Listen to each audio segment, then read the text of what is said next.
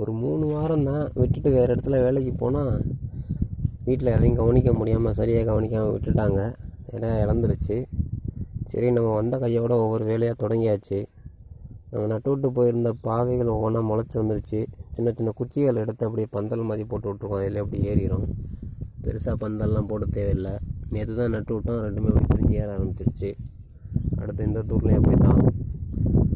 அடுத்ததான் இந்த தூர்லேயும் ஏறிடுச்சு. நேற்று ஏற்றி விட்டோம், அப்படியே அது ஏறிட மேலே, அவ்வளோதான். அடுத்து நம்ம கத்தரி செடி ஒரு 10 தூர் 20 தூருக்குள்ளே தான் மிச்சப்பட்டிருக்கோம். நிறையா போயிடுச்சு. வந்தவொடனே தண்ணியை கட்டி விட்டாச்சு. ஓரளவுக்கு பாதுகாத்துடலாம். ஒரு 2-3 கத்திரிக்காய் இப்போதைக்கு வந்திருக்குது. கொத்தவரங்க மொத்தமாக அழிஞ்சிருச்சு.